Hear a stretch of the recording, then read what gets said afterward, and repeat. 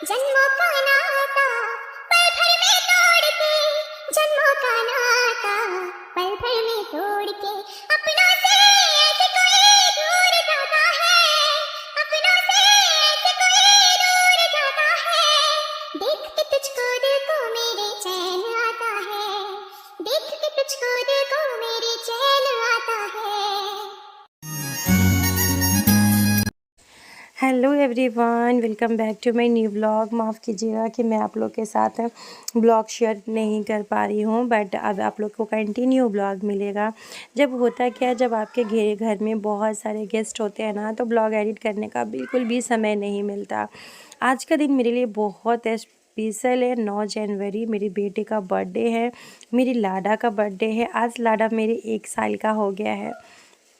मैं जब से ये हुआ था ना, और जब मेरी लाइफ में इतने सारे चेंजेस हुए बाबू के आने के बाद, बहुत कुछ मिला। मेरे लाडा मेरे लिए बहुत लकी है गाइस। लिटरली मेरा ये छोटा बेटा, बड़ा बेटा भी लकी था, बिकॉज़ बड़े बेटे के आने के बाद मैं यूट्यूब का चैनल खोली, मेरी अर्निंग सोर्स चालू हुई।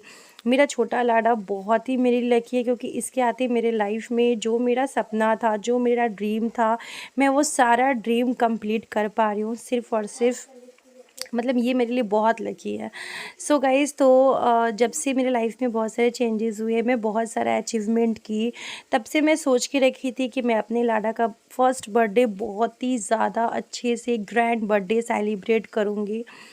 तो इसी वजह से मैंने अपने हर एक रिलेशन वाले को, जो मतलब मेरे जैसे कि मेरे घर के जो भी लोग हैं, सब लोगों को मैं इनवाइट की थी आने के लिए कि आप लोग सब लोग आइए।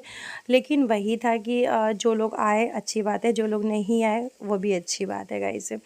तो यहाँ पे मैं साड़ी दिखा रही थी सभी लोगों को कि आप लोग को जो साड़ी पसंद हो आप ले लीजिए, क्योंकि जो लोग भी बाबू के बर्थडे में आने वाले हैं उन सबको मैं रिटर्न गिफ्ट में साड़ी, सूट, जो लोग सूट पहनते हैं उनको सूट दूँगी, जो लोग साड़ी पहनते हैं वो लोग को साड़ी दूँगी। तो यही सोच के मैं बहुत सारा साड़ी ली थी कि मैं सभी लोगों को साड़ी दूँगी। तो यहाँ सबसे पहले मैं अपनी ननद लोग को पसंद करवा रही हूँ, क्योंकि आप लोग पसंद कर लीजिए कि आप लोग को इसमें से कौन-सा चाहिए। उसके बाद मैं देख लूँगी कि मुझे किसको क्या देना है। तो जितने भी गेस्ट हमारे आए थे, मैं उनको सभी लोगों को साड़ी दी हूँ, और जो लोग सूट पहनते हैं, मुझे पता है क्या सूट पहनते हैं, उन लोगों को मैं सूट दी हूँ। इस तरीके से। बाकी जो मेरे भांजा लोग आए थे, तो उन लोग भांजा को तो मैं पहले ही कपड़े दे दी थी। मेरे एक और छोटा भांजा थे, तो उनको मैं पैसा ही दे दी थी, बिकॉज़ मैं कपड़ा का साइज़ मुझे समझ में नहीं आ रहा था। मेरे देवर है, मेरे देवर को भी मैं पैसा ही दे दी थी, क्योंकि मुझे साइज़ समझ में नहीं आ रहा था, तो मैं उनको पैसा ही दी थी, कपड़े ले लीजिएगा। बाकी ये साड़ी मुझे सबसे सुंदर लग रहा था, बिकॉज़ इसका जो कलर था ना, वो वीडियो में नहीं आया है सही से, क्योंकि होता है कैमरा में थोड़ा-सा ना डिफरेंट सा आ जाता है, बट ऐसे सामने से देखने में साड़ी बहुत ज़्यादा सुंदर लग रहा था हमको।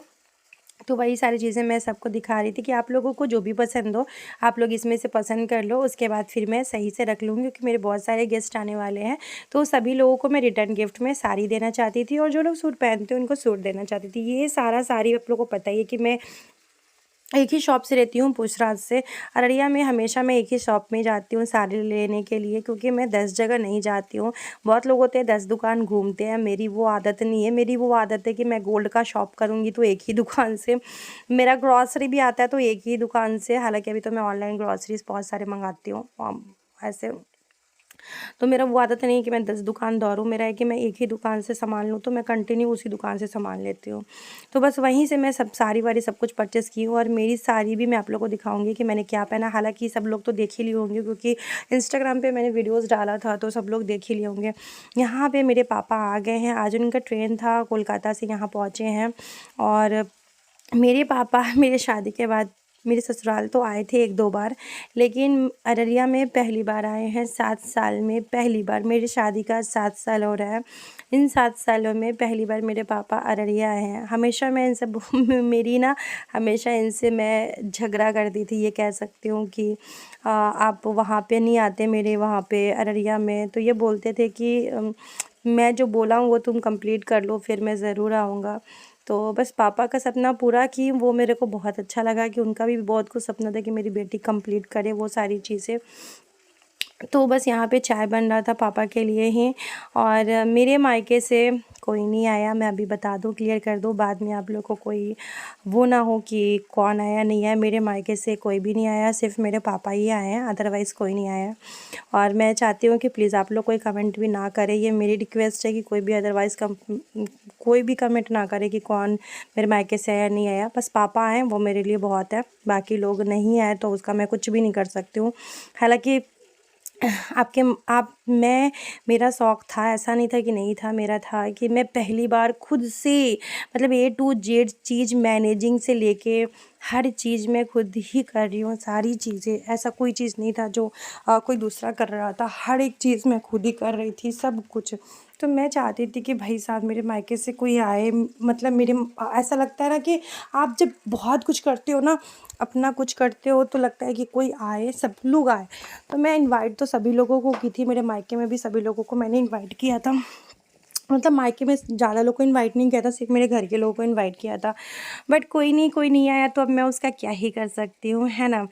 बट चलिए, मेरे पापा आए वो मेरे लिए बहुत है कि मेरे पापा आए, और कोई आया नहीं आया उसके बारे में मैं ज़िक्र भी नहीं करना चाहती हूँ। आगे से मैं इतना जानती हूँ कि चीज़ें जब आप लाइफ में एक्सपीरियंस करते हो तो आपको बहुत सारी चीज़ें समझ में आती है।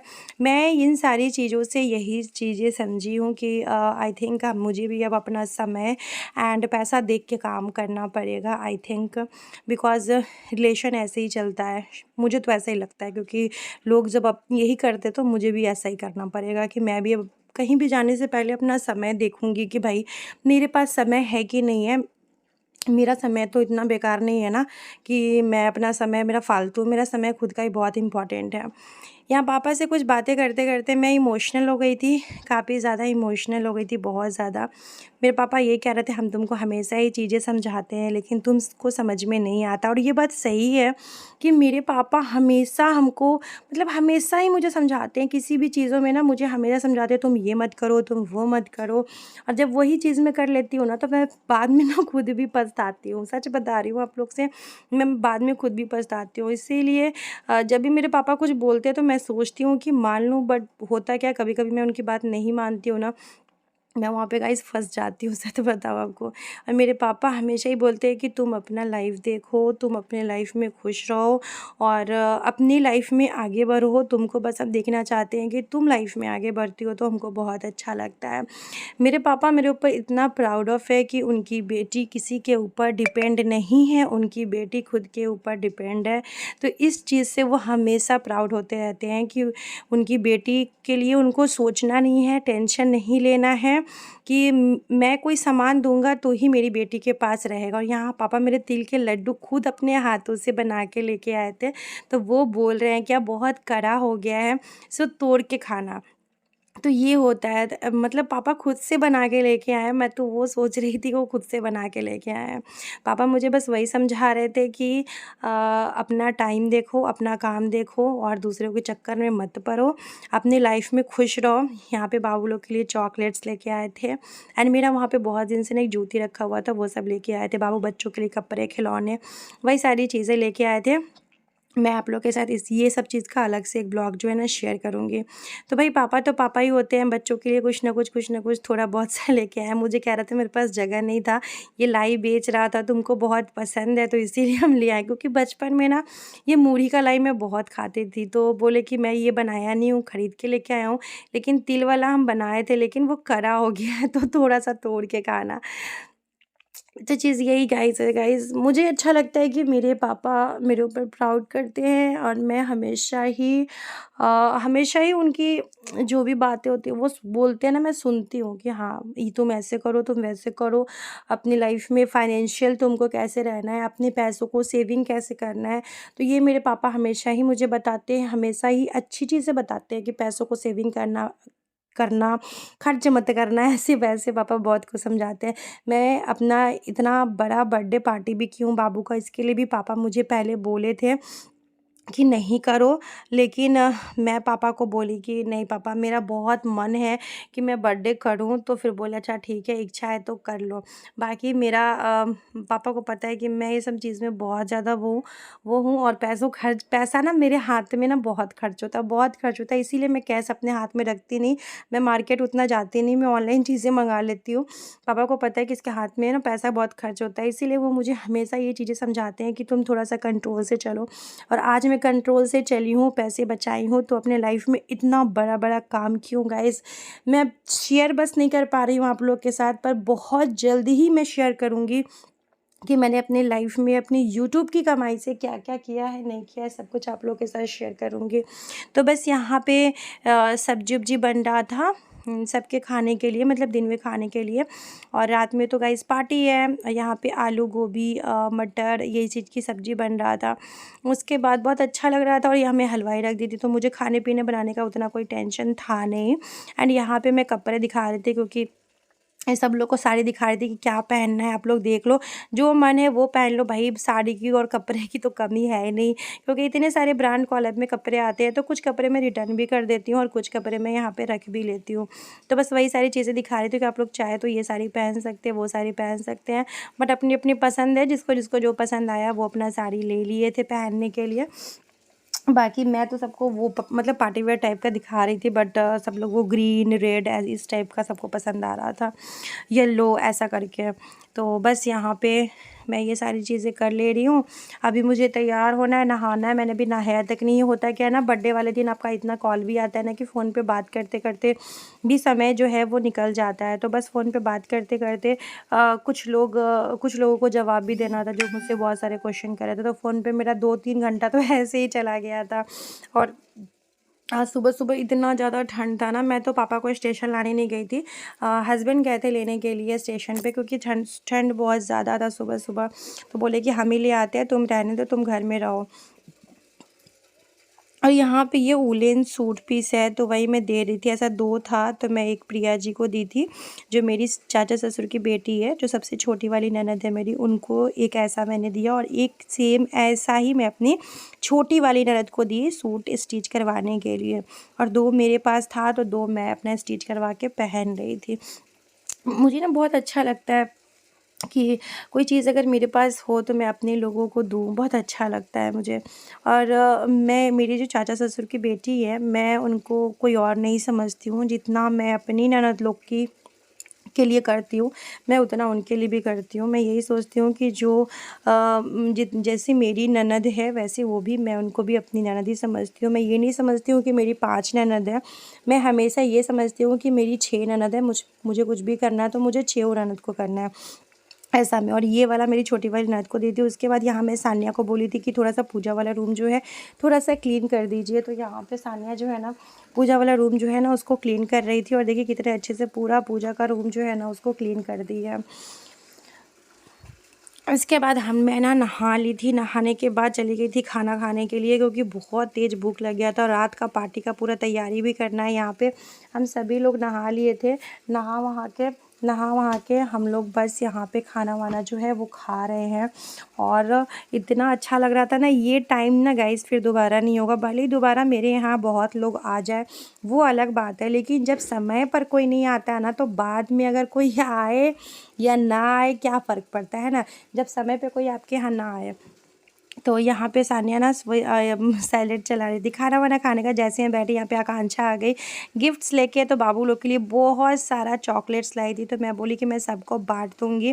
रिशांग को एक किंडर जॉय दे दी थी, और मैं बोली थी एक माही के लिए किंडर जॉय मैं रख लेती हूँ।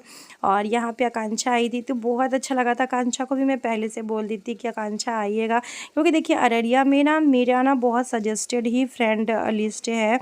मैं बहुत ज़्यादा सभी लोगों को इनवाइट नहीं की थी, अररिया में बहुत लोगों को इनवाइट नहीं की थी। जो मेरे ख़ास हैं बहुत ख़ास है, जो मुझसे जुड़े हुए हैं बहुत ख़ास है, मैं उनको इनवाइट की थी। यहाँ पे मैं बताना चाहती हूँ कि मैं शालिनी को भी इनवाइट की थी। ये कोई ना समझे कि मैं शालिनी को इनवाइट नहीं की थी, शालिनी को भी इनवाइट की थी, बट शालिनी का कुछ प्रॉब्लम है, कुछ हेल्थ इशू है, तो वो आने के लिए तैयार ही थी, लेकिन हेल्थ इशू की वजह से वो नहीं आ पाई। तो उसके जो हेल्थ इशू का प्रॉब्लम है वो समय आने पे मैं आप लोगों के साथ ज़रूर बताऊँगी। तो थोड़ा सा हेल्थ प्रॉब्लम था उसको, इसी वजह से वो नहीं आई, वरना ऐसा कोई रीज़न नहीं था। मैं उसको भी बुलाई थी कि आने के लिए, उनकी पूरी फैमिली को मैं इनवाइट की हुई थी, बट उसका ही हेल्थ ख़राब था। तो सब लोग सोचे जब इसकी फ्रेंड की यही नहीं जाएगी तो हम लोग जाके क्या करेंगे, इसीलिए नहीं आई है, वरना ऐसा कुछ नहीं है। मैं उसको बुलाऊँ और ना आए, ऐसा हो ही नहीं सकता। बट वही था कि शालिनी का तबीयत जो है काफ़ी ज़्यादा ख़राब हो गया था, इस वजह से नहीं है। उसका तो शादी के दिन भी तबीयत ख़राब हो गया था, जब उसका शादी था उस दिन भी उस बहुत बीमार हो गई थी। तो बस यहाँ पे मैं आकांक्षा के लिए खाना दे रही थी। ऐसे खाना तो मतलब बना ही हुआ था, सब्जी उब्जी सब बाहर ही, सब हलवाई बना के रखा था। यहाँ पे आटा था, तो मैं सोची प्रिया जी को बोली कि थोड़ा कचौड़ी छान दीजिए कि मैं आकांक्षा को दे दूँगी। ऐसे होता है ना, मिलजुल के काम कर लो तो पता नहीं चलता है। उसके बाद मैं बाहर की तरफ आ गई थी, क्योंकि चल रहा था यहाँ पे डेकोरेशन, और बहुत सुंदर गाइस डेकोरेशन हुआ था, बहुत ही सुंदर।